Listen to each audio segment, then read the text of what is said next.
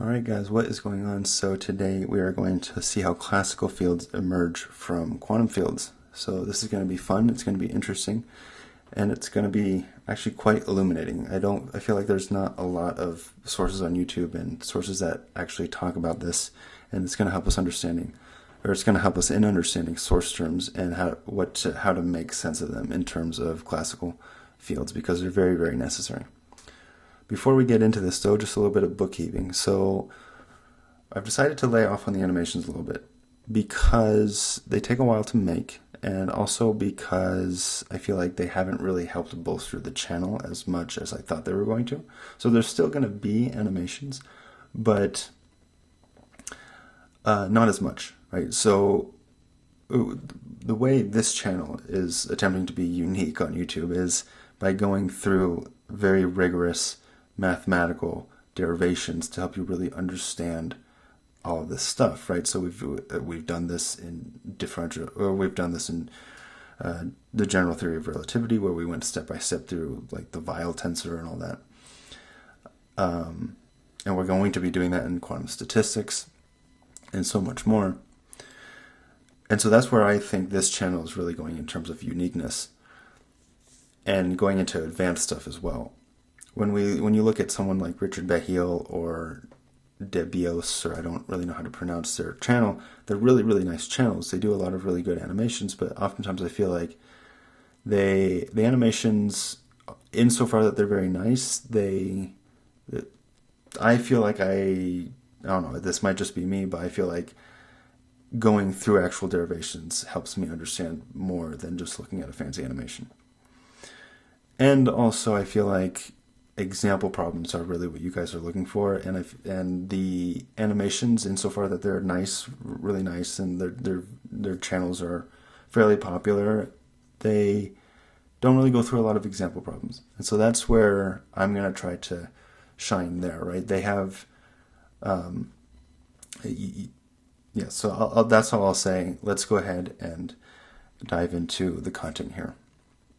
Again, also with the example problems, I'm going to be making separate playlists on those, right? So we're going to have quantum field theory in theory, and then we're going to have quantum field theory in practice, which I think is going to help a lot with helping you guys actually get and understand your homework problems if you're taking a course in this.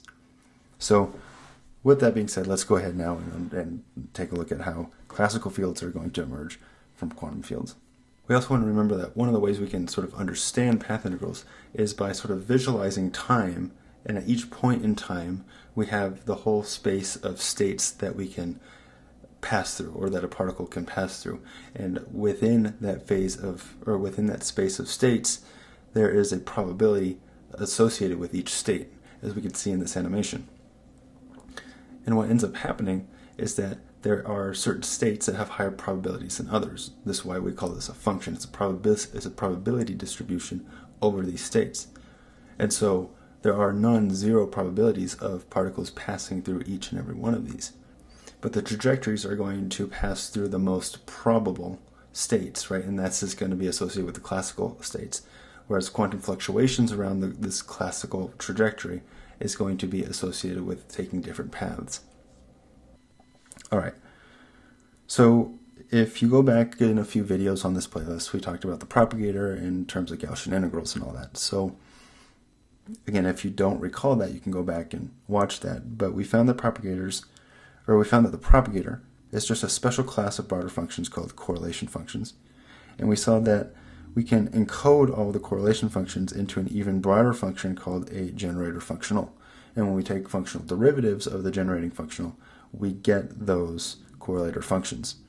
Okay, so our correlating function is this guy right here. Our path integral, or our time-ordered path integral, is going to be going from state 1 to state 2, from time 1 to time 2, and using these operators to do that, right? So these operators, again, they can be position operators, they can be momentum operators, but that's how we're going to get from state 1 to state 2 between two time intervals from t1 to t2. And we found that these guys are equal to just functional derivatives of this thing called a generating functional, which was eerily looked like something like a partition function. And partition functions are the name of the game when it comes to quantum field theory and thermodynamics as well. And we'll see, we're actually going to see something quite interesting between quantum statistics or statistical field theory and quantum field theory. I've done that before on my statistical theory playlist. I haven't really touched that playlist in a while because I've been more focused on quantum field theory and quantum statistics, and if that's something you want me to keep on going with, I will. I do have all intentions to do that. I know I'm sort of going astray from my schedule that I had posted a few weeks ago, but I'm going to try to get back on that just because things have a little bit busy on my end, but that's neither here nor there.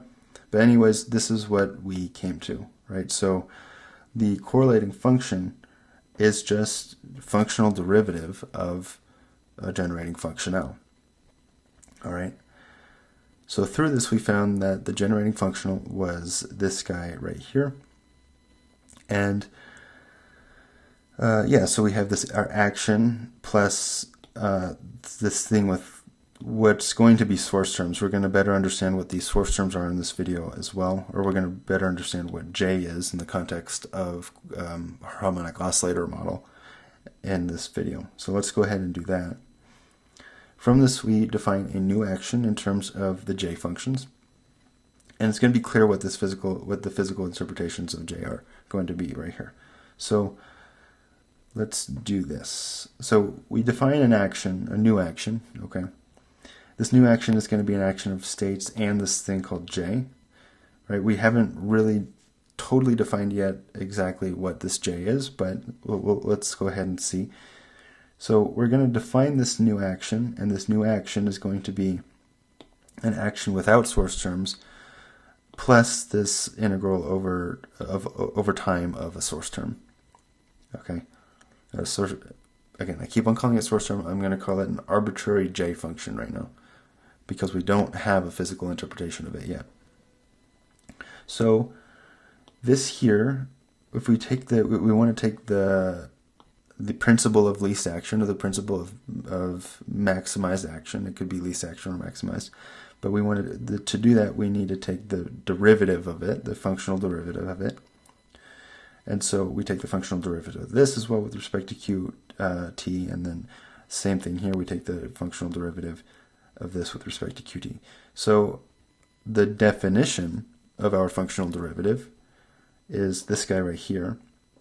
Right, this quite literally looks like a derivative, right? If we were to set q of t prime equal to x, this thing just becomes f of, or x prime, right? So x prime plus epsilon x prime, or delta of x prime,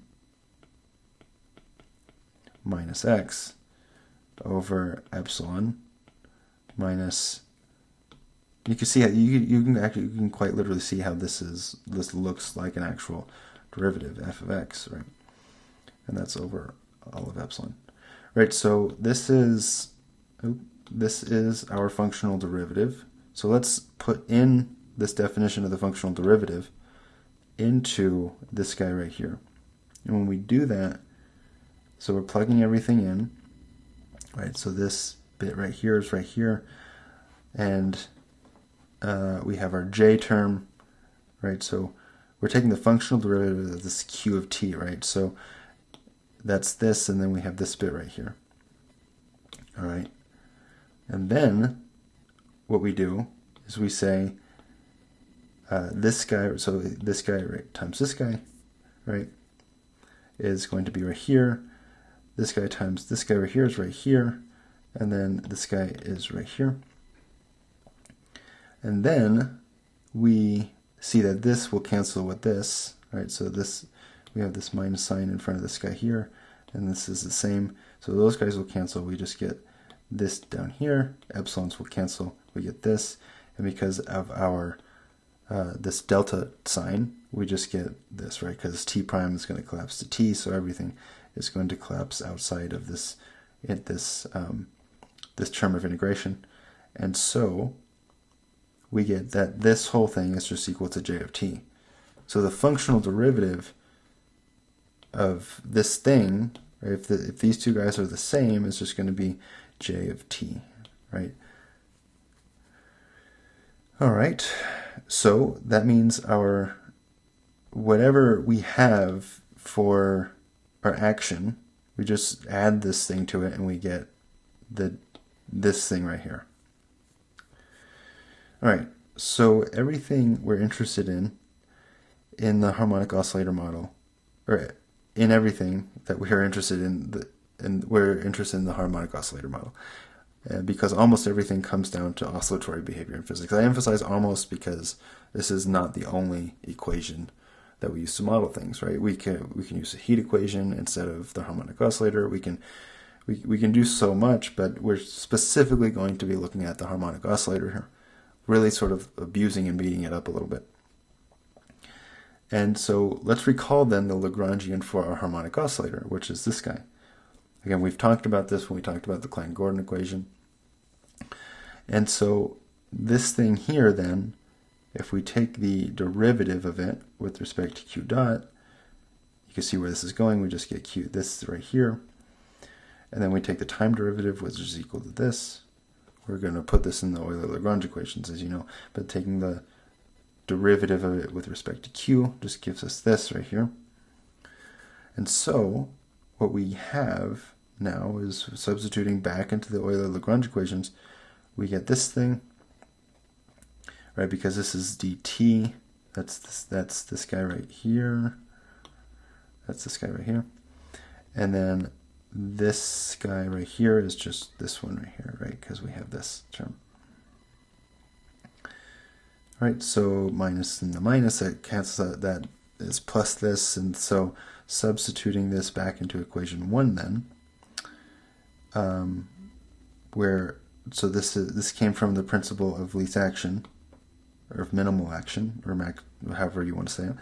This guy right here is this right here, right? And so if we're taking this to be 0, then we just append the j term. We append the j term here, and so we get this. All right. So now we have a physical meaning for this, because this is the equations of motion for our harmonic oscillator. This is just a source term now. So there are different types of source terms. There's periodic forcing or active forcing, which is where you have something like a motor vibrating a system, or signal driving an electrical circuit, right? These things are sources that will oscillate. And I'll put an animation here as well to show that. And then we have a disturbed oscillating sources. And so the disturbed oscillating sources are systems where the oscillating behavior is not confined to a single point, but is spread out over a continuous medium or collection of interacting elements. And so these are all just different types of J, right? So you pick a J, or your favorite J of choosing, or your favorite source term, or whatever, and then you can do all of this analysis using that J term. This is really helpful in experiment also, because when you're probing systems, you probe them with some sort of source term. So you need to take the source term into account so that you can calculate your action, calculate your Lagrangian, and just go from there, right? So we're now going to wish to understand this in terms of operators. So to do this, this is where things are going to get interesting, right? Because we're going to define this operator, and we're going to define it later in the next video to have an inverse. And that inverse is going to give us an operator that acts on our source terms. So, okay, that's something that we'll go into the next video. But the idea here now is we want to recast this action, right? So here's this part right here is our harmonic oscillator model. We're going to change this thing up a little bit. The reason we're going to do this is because this thing here is we're going to define to be our operator. We're going to define it specifically to have an inverse, and we'll see why in the next video. Let's see, there's no S right there, and we'll get to that step really quick here. So the idea here now is to get from here to here, we need to make this leap right here. And this leap right here right? Because this is dq, this squared is just this right here. It's just this right here. We want to be able to cancel this out. The reason we can cancel this out is because this represents a boundary condition, and time derivative of a boundary condition, again, assuming the boundary conditions are constant, is just going to be 0. And let's see why we can do this. So we are going to say, we're going to define now our action to be split up into a classical action. This is the classical, I spelled classical wrong, classical, C-A-L, right? This classical action, right, is going to be bunched in with the source terms. And this classical action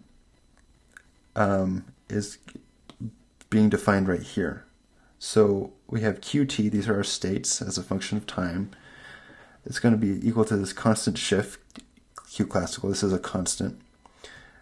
And so if this is a constant, keep in mind also that dq, when we're taking this thing right here, dq, this is our overall states, right? So dq classical plus dq tilde. dq tilde is it's not quite clear exactly what dq tilde is yet, but we'll make sense of it really quick here. This thing is just going to be a constant. This is just a constant shift in our function QFT. So this thing here is going to be 0. So our measure of integration then is just equal to the measure of integration of this bit right here, right, of this bit. And this is important, right, because this is going to be quite revealing, and we'll see how. So this Q term here, right, that's going to be this right here, because that's just Q minus Q classical. Our generating functional becomes this guy right here, all right, where I scratched out the S because that was just a mistype. And so our measure of integration is just dq tilde. And this is super, super important right now because this q classical, this is not a function of q tilde, so we can bring that out. It's of the integration. And we just get dq tilde e to the I q tilde 0. And again, q tilde is the q that has no source terms. And because it has no source terms, we can write our action in this way with no j. And I've sort of presupposed here that I've already said that this thing in verse 1, that's going to be our operator here. And again, there's just no source terms over here because, again, no source terms. So the source terms can affect the boundary conditions, and this new function doesn't have them, right? So because this function doesn't have any boundary conditions, so we can treat this as something that has fixed boundary conditions like a harmonic oscillator, which is why we're able to do this then, right? Because if something has fixed boundary conditions, its boundary conditions are constant, and so if they're constant, the time derivative of that is just going to be 0. All right. So we have this thing now, but we're able to make this leap. We're able to say that our action is equal to this right here. It's just a rearranged way of writing this. So let's continue now with this idea, because this is going to be quite illuminating. So for our harmonic oscillator with source terms, we have found that we can break up the generating functional into a part that contains the classical part with the source terms and quantum fluctuations. So we can sort of think of these q tildes as being fluctuations around the classical trajectory, if you will. And we'll see how this works right now. We'll see why we can sort of think of these as quantum fluctuations, or states that fluctuate around the quantum or the classical state, or the classical trajectory. All right, so we have that our functional, or our generating functional, is this guy right here. And this is how we've defined it now, or this is how we've come to understand it. It's this part right here, which is what we're going to, the classical part, right? So this is dq classical. And then this part right here, this is what contained the fixed boundary conditions. So there's no source terms in this part, in this term right here. So this one does contain the source terms. And this is a phase factor that depends on the classical action of the system, right? Because we said Q classical. And then this here, this represents the path integral over all possible quantum fluctuations, where the fluctuations are weighted by the term related to the free propagator of the theory. Because it's free, there's no coupling of source terms.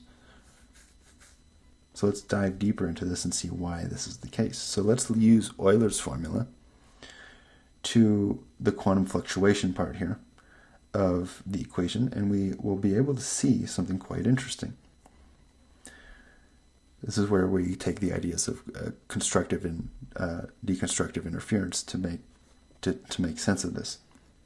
So Euler's formula, e to the I theta equals cosine of theta plus I to sine theta, right? So this is something that you have seen before, hopefully.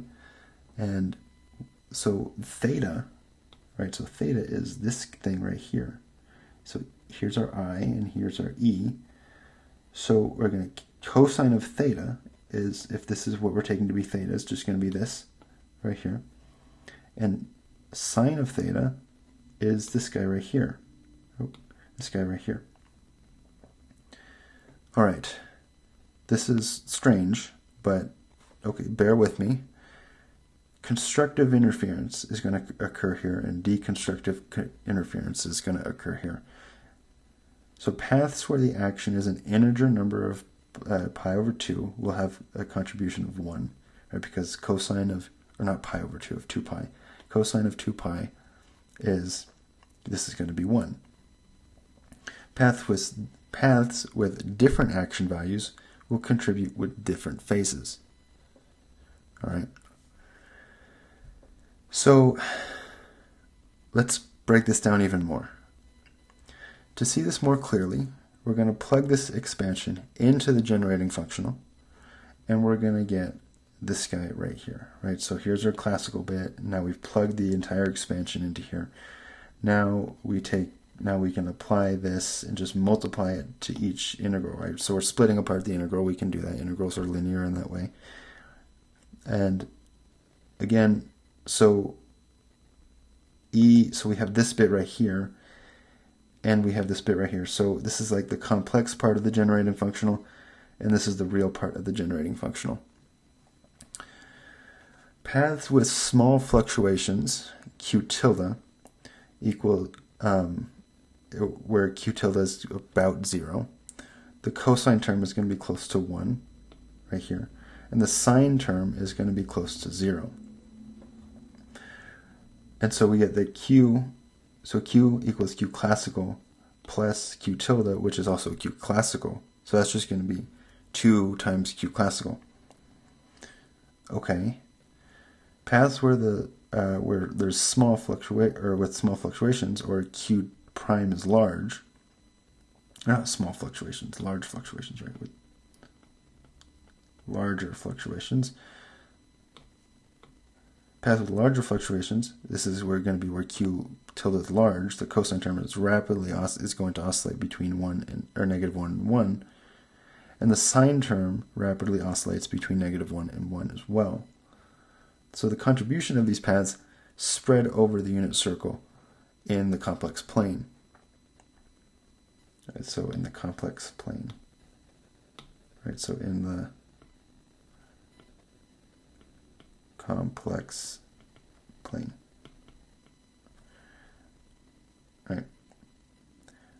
And so a way we can think about this then is to realize that deconstructive interference doesn't simply occur as the function gets further away from the real axis. It's not like when you're looking at a complex plane, it's not like the real axis is going to represent where constructive interference or deconstructive interference occurs, and the closer you get to, say, the imaginary axis, that's not going to be where there's more deconstructive interference.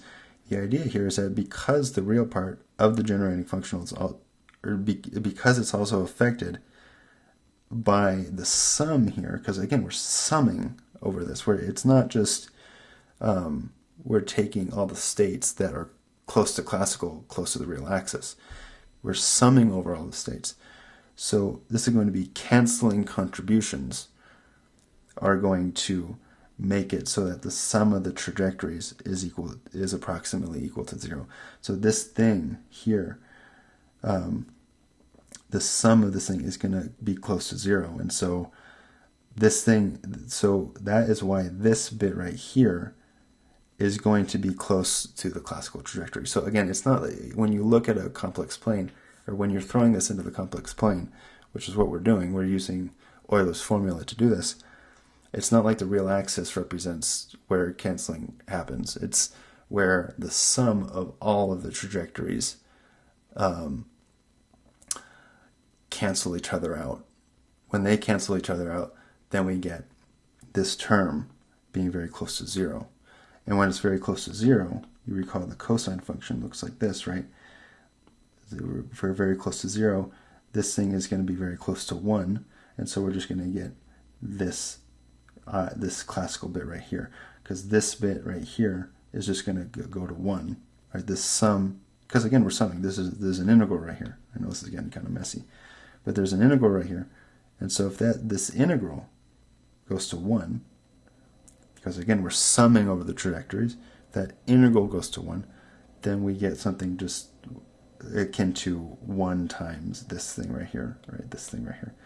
So by using the Euler formula, we've seen that when we throw this into the complex plane, right? When we make sense of this in the complex plane, we are seeing that when trajectories sum to 0 or close to 0, then that's when we get source terms. Then that's when we get very minimal quantum fluctuations. And what I'm trying to say here is that the classical trajectory is the trajectory where there's constructive interference, right? And then the not classical trajectory is where there's deconstructive interference, so where the sum here is not equal to 0, when there's actually large fluctuations and there's deconstructive interference. So the sum of the trajectories is what we want to keep in mind. It's not that when you look at a complex plane, it's not the case that when you look at a complex plane you have the real axis and the imaginary axis. It's not the case of our z of j, right? Imaginary part of our z of j. It's not the case that the closer you get to here, the more you are in line with the classical trajectory. It's the case that when you sum all of the paths and it's close to 1, then you're close to the classical trajectory, and that's constructive interference. All right, so that's how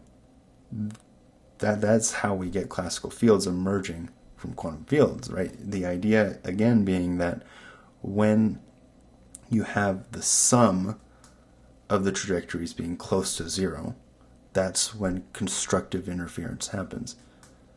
And we can make sense of this now using this equation. That sum is going to make this cosine go to 1, which makes that this goes, that's just this times 1. And here, if it's not 1, then we're going to get deviations from the classical trajectory.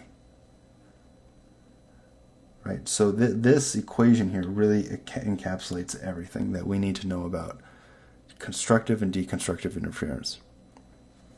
And so with that being said, in the next video, we're going to move on to looking at Feynman propagators, making sense of this in terms of Feynman propagators, and then we'll start taking a look at coherent states, because coherent states is really where quantum field theory starts becoming interesting. So with that, I'll see you guys in the next video.